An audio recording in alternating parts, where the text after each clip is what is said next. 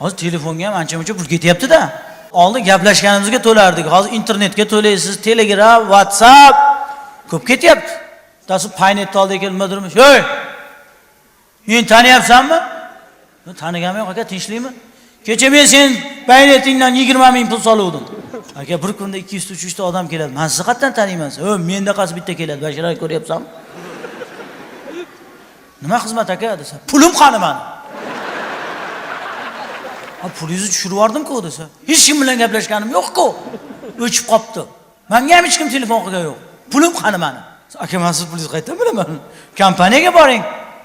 Men senga to'laganman, kompaniyaga to'lamaganman." 20 ming pulim ha? Qopasan, hozir 30 mingga yo'l kira qilib keldim hozir. Yana 30 ming bilan qaytib ketaman. Lekin 20 mingni topasan mana shu yerda hozir. Siz qarasa janjal bo'ladigan. Paynetchi ham aqlli bola ekan. Sen kompyuterdan qarab, "Voy, mana aka. Telefoningizni zaryadkaga qo'yovmidingiz?" debdi. "Ha, qo'yuvdim" desa, "Svetdan qarzingiz bor ekan, o'shalar yechib olibdi aka" dedim.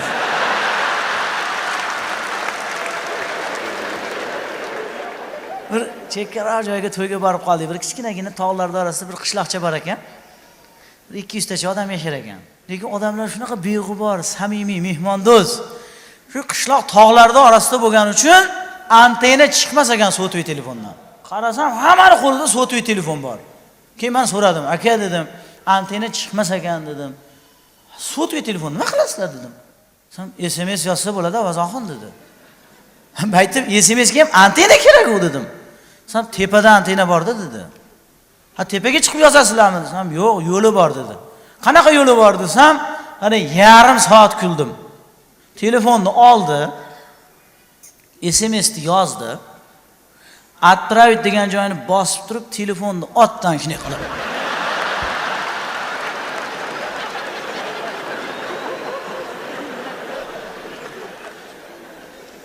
Shunday iluvdi, peredani bo'lib turibdi deb boyaga.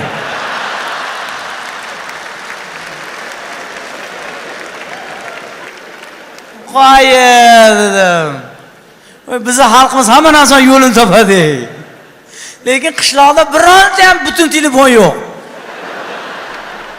Oynasi singan, qopqog'i tushib qolgan. Skochlangan, puldrezikasi o'tkazib qo'ygan bunday qilib.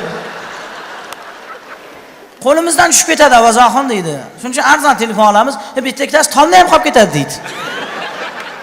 Aytdim, "Qo'y" desam, yana otyapman bunday qilib. Men aytdim, "Yana nima otyapsiz aka?" Desam, "Hozir javob kelish kerak hozir" deydi. Ana javob ham kelibdi deydi. Ana sevishganlarni ko'rsiz. Kech-kech otar ekan tinmasdan. Yaxshi ko'rgan qiziga SMS yozib otaverar ekan, otaverar ekan. Otavergandan chap qo'ldan 10 qo'l katta qo'ygan mashina bo'ldi. Ko'rishgandan qolay yoki deb qo'ydim men. Ayollar kuchi yetmasa eriga berar ekan. "Dadasi, mana shuni otib bering, jo'natib bering." "Ololmayapman tepaga, kuchim yetmayapti."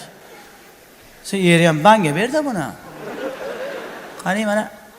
Hop! Ale.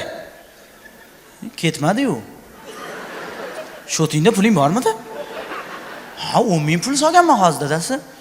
"To'xta, mana yong'on taydan antena yaxshi chiqadi mana shu yerda." Ale.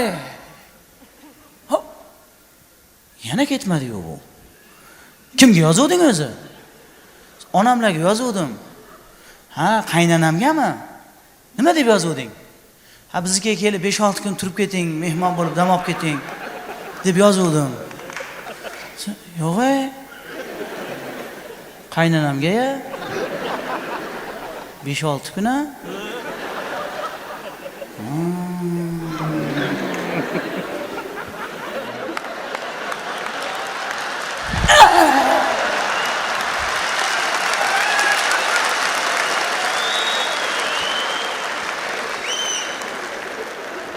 "Voy dadasi, nima qildingiz?" "Yangisini olib beraman." Antena chiqmay qolibdi.